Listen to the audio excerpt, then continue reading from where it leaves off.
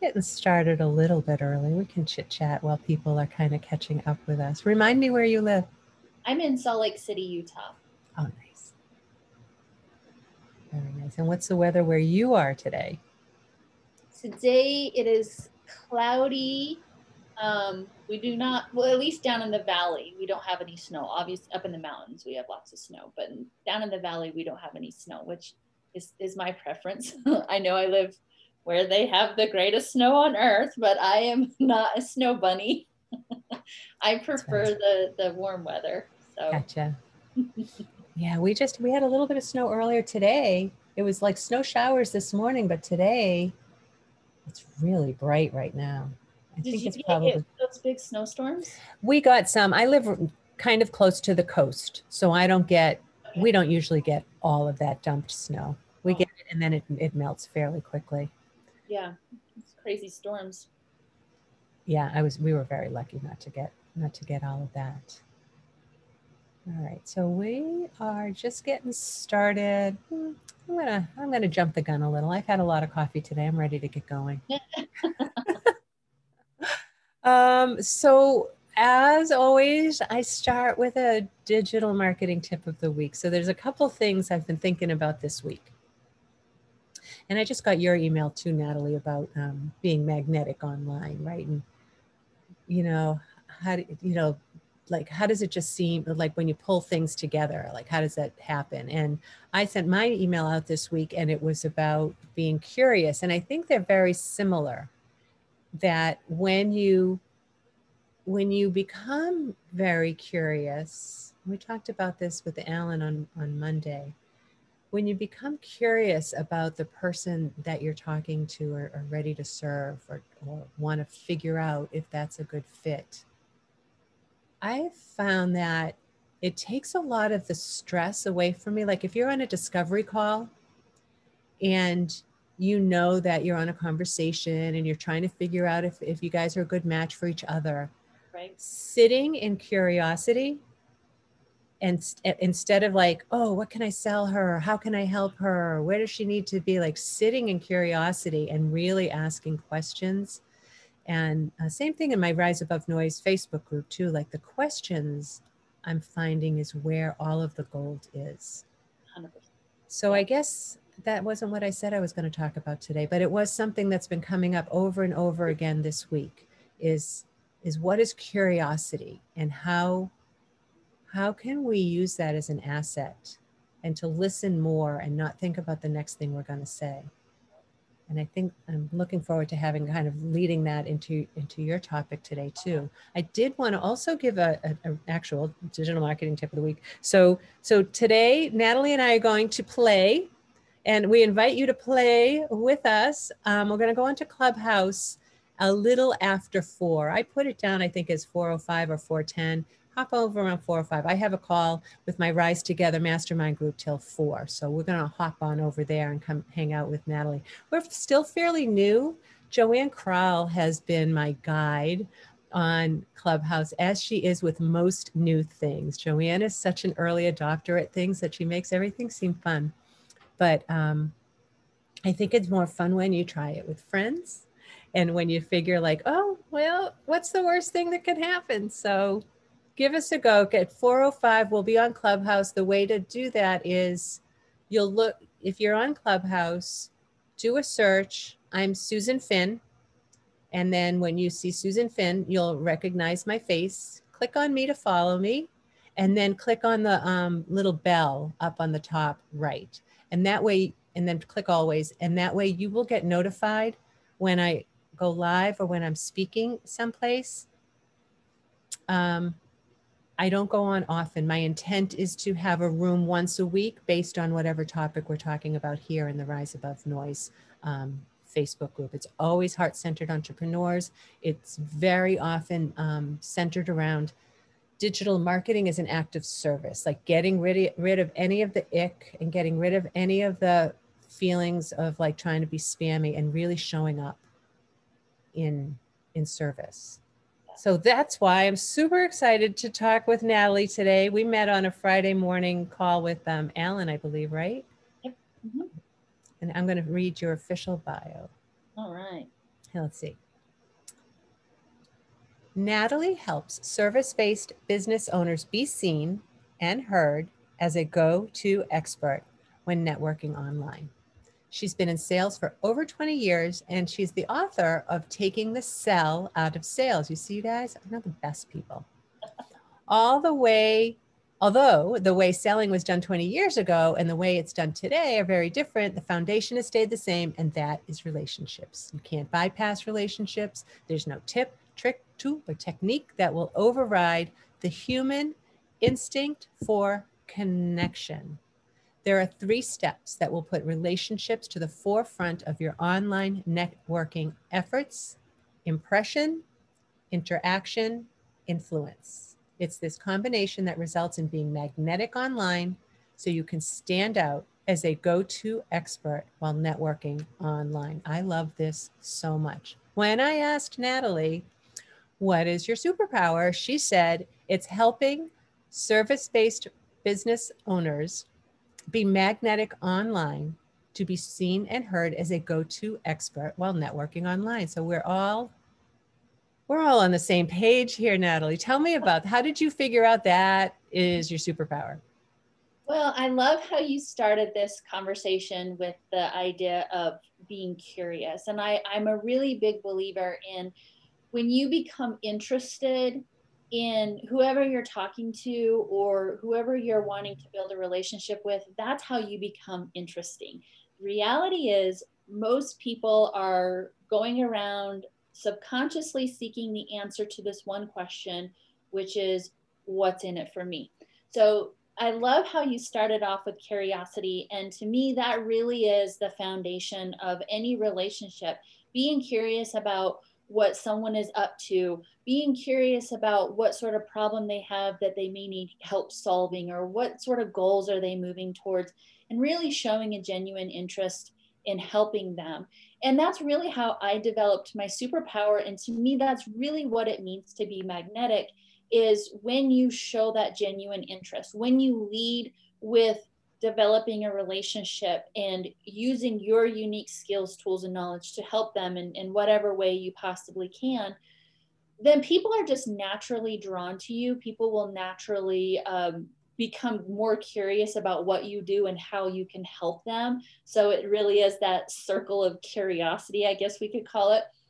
And I learned this in my own personal business, and it was something that was very transformational for me. I mean, I've been, as you said, in sales for over 20 years. I spent the first half of my sales career trying to figure out what I was doing there, because I'm literally the least competitive person you're going to meet, but yet I'm in this highly competitive industry. And a lot of the training that I was getting didn't resonate with me. I didn't buy into that whole, you got to be this aggressive, always be closing.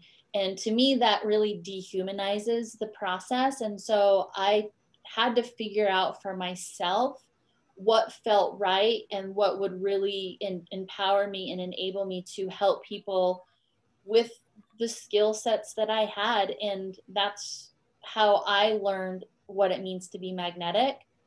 And then a light bulb went off. It's like, well, if I can do it for myself, I can help other people do it. And I know that I'm not the only one that had struggled with selling or being uncomfortable with sales, which is why I wrote the book, Taking the Sell Out of Sales. It's all about how do we use our business, our product, our service as a means to make a difference in the world.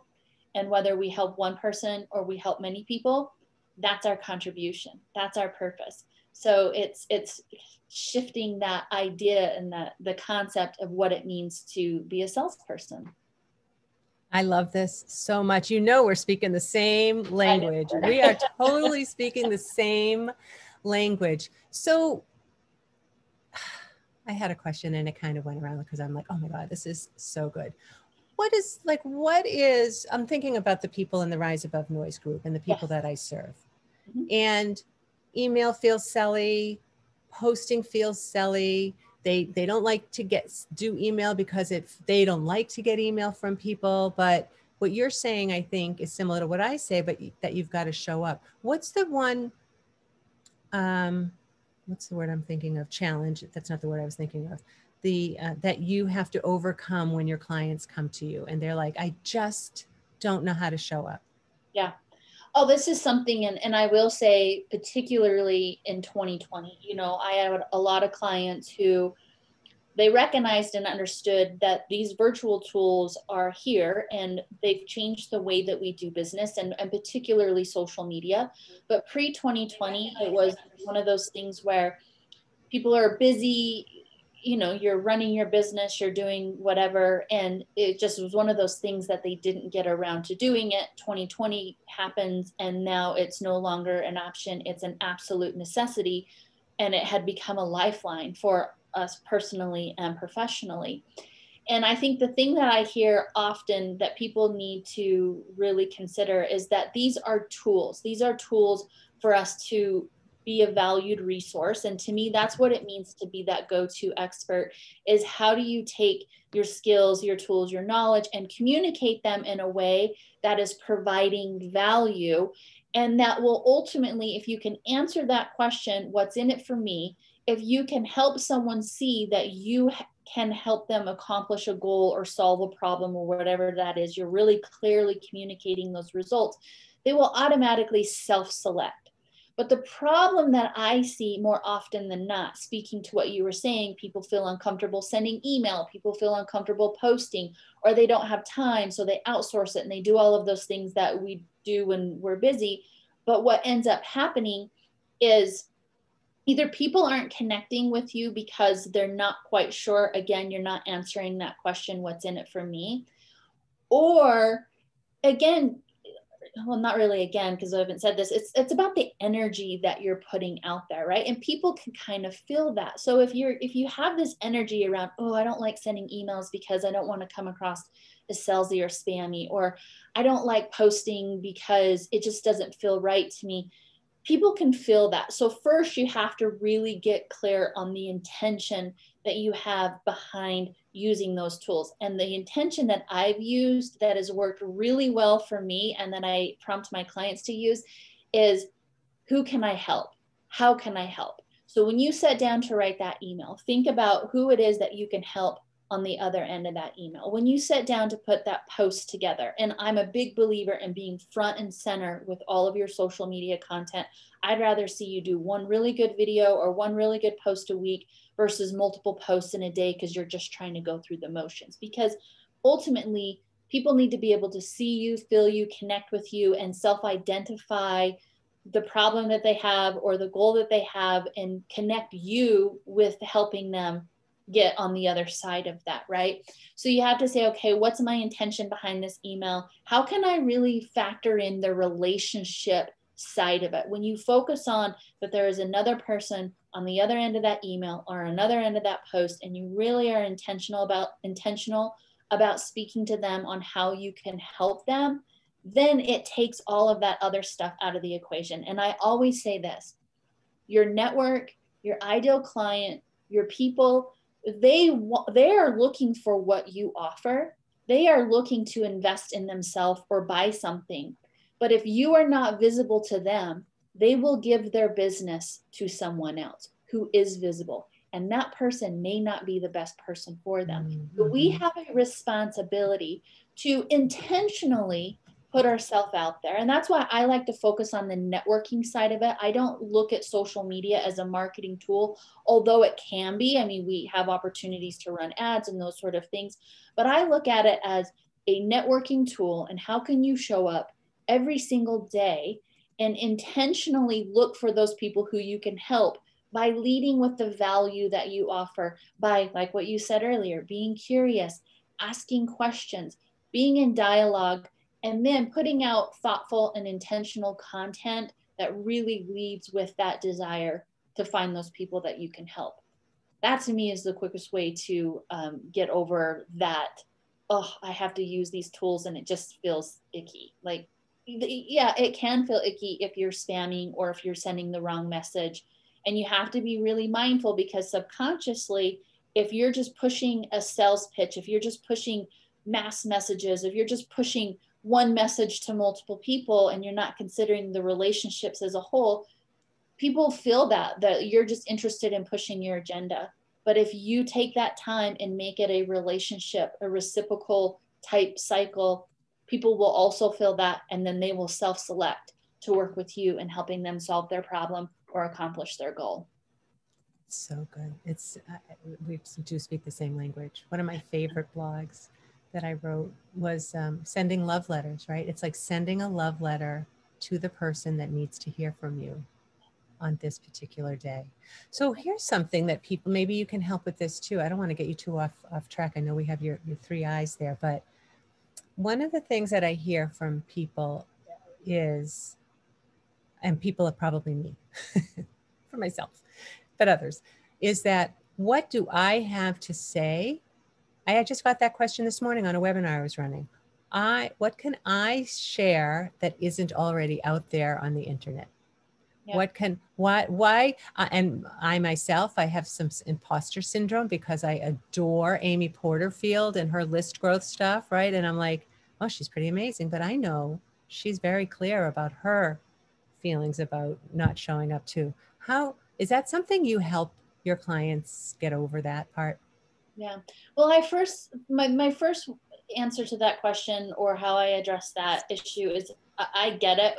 I think everybody faces imposter syndrome one way or another. And especially because you think about what you're doing when you're putting yourself out there, when you're putting that video or you're writing that blog, and then you're putting it out on social media, sharing it with a lot of people. That's a very vulnerable place to be in. So I think first recognizing that there's this element of vulnerability, that by you taking a stand for something that you believe or something that you know, and that you're sharing it from your own unique perspective, that can be a vulnerable position. So first, just being aware of that and acknowledging it. And then second of all, recognizing that everybody is unique in their own way. So yes, Amy Porterfield is amazing, but nobody is Susan, right? Nobody else is you.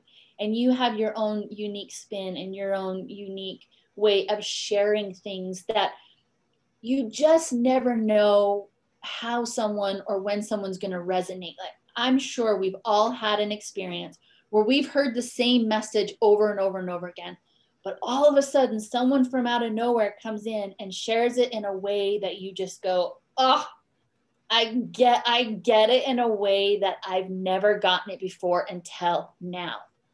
That could be you delivering that perspective. So I think we have a responsibility to show up and share from our unique perspective, because we just never know when that person is going to have that aha moment that may have heard it 1,000 times prior. The way that you delivered it, the way that you shared it, the way that you said it resonated with them on a whole different level. So again, I think not making it about us, but making it about them, making it about the difference that we want to make for people. Let that be your motivation. Let that be your drive. But sharing in a way that you don't know. You don't know who's paying attention. You don't know when they need to hear what you have to say in that very moment. And really being confident in knowing that no one else is you but you. And we're all unique for a reason, right? I love that you said all of that. And also, though, I'm going to circle back to when you first started talking, which is be really, really clear about what you're offering, right? So a lot of people I know in the work that I do, helping people with their email marketing and their nurture sequences, they want to stuff everything in there. And I do this, and octopus, and whatever, like all the things. Yeah. And so I think that to one of your first points, it's one thing at a time. Less more, definitely. And even though you may do all of these things, the way that you communicate to people should be speaking to them, right? So really getting clear, what's the result? What's the outcome? Here's point A, and how are you going to get them to point B? The process is the process. The journey is the journey. It's kind of like, look at it this way. If you right now, we're not going very many places, but let's say you book a trip and you're going to Hawaii. And you're super excited and you start getting these emails, and it's all of this real technical, okay, the plane weighs this much and it requires this much fuel to get there. And this is how many miles you're going to travel. And you're like, yeah, important information, definitely. But I want to know about what's going to happen when I get there. And so you have to really think about the story that you're telling, that your process in getting them to that destination may not be the most important information you need to communicate to them in your email sequence or in your post, but really hyper focusing on what's the destination? Where are you going to help them get? How are you going to help them get to that? And then, you know, whether you're on a call with them or whatever that enrollment process is, you can show them the steps on how you're going to help them get there. But I think we oftentimes get really caught up in our own processes that we have to explain them. I have to interrupt for 1 second. I'm going to let you stay in flow, but apparently somebody is at my door with my dog. So you go do your thing, impression, influence, and that, and I'll be right back. Yeah, absolutely. So talking about what it means to be magnetic online and the 3 steps that I use in the formula is, the first, you have to consider that you have about 3 seconds to capture someone's attention. So are you positioning yourself when networking online to use that 3-second window to capture someone's attention and answer that question, what's in it for me? So that's the impression phase. How do you look at your tools that you're using, like your social media profiles or your website or whatever place you're bringing people to, and does it quickly in that 3 seconds capture their attention to get them to want to explore further? So things like your header image, that's really valuable real estate. How do you use that real estate to capture someone's attention for them to then begin to explore further on who you are? How do you position yourself as that expert? You know, oftentimes I think with our profiles, people think it's my profile, it's about me. So how do you make it about them while positioning you as that expert, while bringing them further into your world? What some people will call those call to actions. I like to call them invitations. And we have to consider that there's 2 groups of people that we're talking to in this impression phase. The first group is about 5% of people that you meet who are your ideal audience or your ideal network. They will be ready to buy right away. Oftentimes we're hyper focusing on that group of people in all of our efforts, where the other 45% need time to get to know you, need time to build a relationship with you, and there's a little bit of a nurturing phase that goes into it. So when we bring those, when we have those invitations on our profile, we want to have one that speaks to both of those groups of people. The next phase is the interaction phase, and I say this is the most misstepped phase in online networking, which means we kind of have taken on this belief that social media are these personal marketing billboards. And again, from my perspective, these are networking tools. So the quickest way to be visible with those who you want to be visible with is to interact with them. Not necessarily just posting, but going and looking at what other people are posting, engaging, commenting, being in conversation, being a contributor to those conversations. That's the quickest way to be visible. And then of course you have to have your optimized profiles, that first impression, because usually what happens when you're in interaction mode is they bounce on over to your profile to see what you're up to, or if they're meeting you for the first time, who are you, right? And then the third phase is the influence phase. This is your content marketing phase, where you are putting out content, being that valued resource. I like to call it your nurturing phase, where you're consistently showing up, providing value, being a valued resource. Probably the most common thing that I hear from people with this particular phase is, I just don't have the time. And I'm a big believer in being resourceful and how we spend our time. So how can we start from the top and create multiple assets that allow you to take one message and then deliver it in the different forms and ways that people consume content, right? Some people like to watch videos. Some people like to read. Some people watch their videos on mute. Some people just like to look at images. So we have to consider all of those different ways, but start from the top and then create all of those other assets. And a big part of what I help my clients do is sometimes they are implementing themselves, Oftentimes they have a team. So with the system that I have, the Be Magnetic online system, it is also a training resource that they can have their admin go through, so their admin knows what they need to do to best support that person. Because my goal is to have you spending at least 30 minutes a day in interaction in networking mode, and then one video a week. If all you need to do is one video a week, and then your admin person is trained on how to prepare those videos, get the subtitles up, write the descriptions, create the articles, the blog posts, the email, you can call it a newsletter. I like to just send an email, the text post, the image post, all of those sort of things. And now you have a library of assets that you can share. And the whole concept and idea is taking the guessing game out of the content creation process. And how do we move you from learning and planning mode to implementation and action mode? So that's the 3 steps that I work through with my clients in setting up their online networking system. I missed a chunk, but I loved what I heard at the end. And just a quick update, my dog had run away. I didn't know that.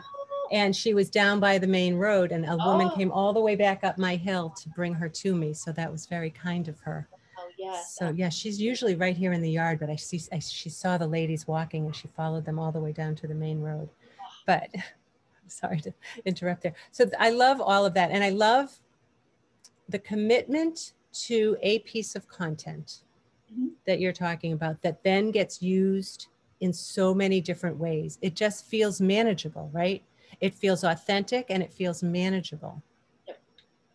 Absolutely. Absolutely. Because I think one of the things that I was overcoming for myself when I developed this system, and that I often see with my clients, is we've all fallen into that trap where we're like, okay, I'm super busy, I'm overwhelmed. And when that cycle takes place, once you get overwhelmed, that can turn into procrastination. We all know that the secret to being successful online truly is consistency.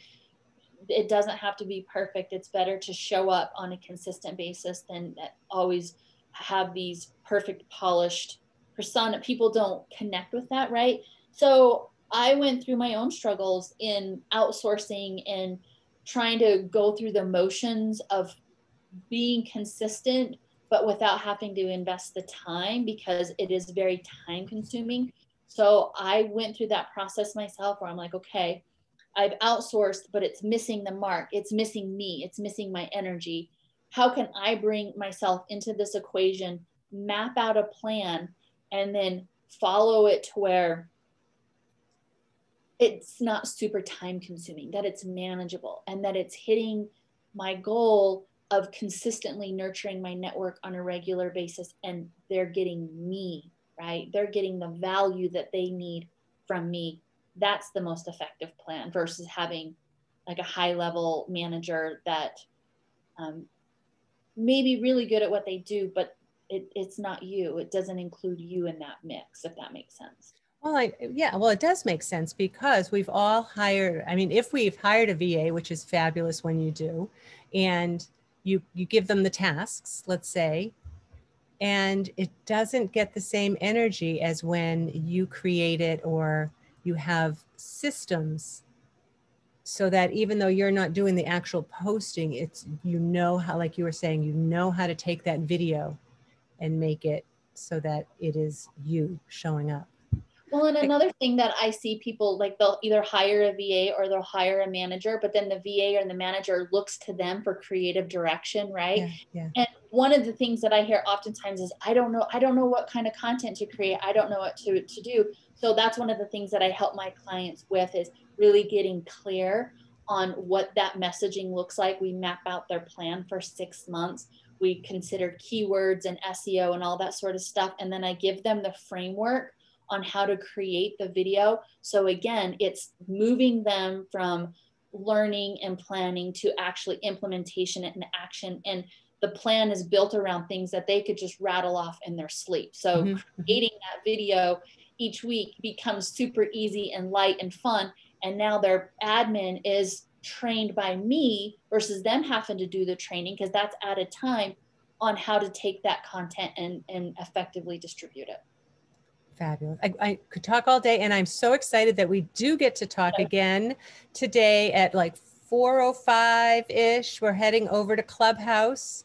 And if you didn't ask your questions here on Facebook, meet us over there. We'll actually speak and hear each other's voices at 4:05 on Clubhouse. Look for me, Susan Finn. But Natalie, if people are curious to learn more about you and what you do, I know I have your website. Is there anything else I should be leading them towards? I would just say anyone who's watching this live or maybe watching the recording, I'm in the Rise Above the Noise Facebook group. Feel free to comment below and ask questions. I'm happy to jump over there, answer questions. I'm on Facebook, I'm on LinkedIn, my website, everything's my name, natalieklun.com. Or you can find me on Facebook, LinkedIn, Clubhouse, whatever. It's everywhere across the board the same. Send me a message. I love to hear feedback. I love to answer questions. I'm, again, a big believer in the personalized approach. I'm very approachable and just happy to help. So those are the best ways to get in touch. Fabulous. Awesome. Awesome. I'm going to just quickly check the chats and see if there's anything we can answer before we go. Oh, gosh, you guys, I'm just so glad my dog is safe. Me too. All right, nothing in the chat. Maybe you guys will join us over on Clubhouse in a little bit. Natalie, thank you so much for being on Rise Above Noise today. I will see you in a little while. I'm going to stop the Facebook stream and stop the recording, and we'll be able to kind of hang out for a second.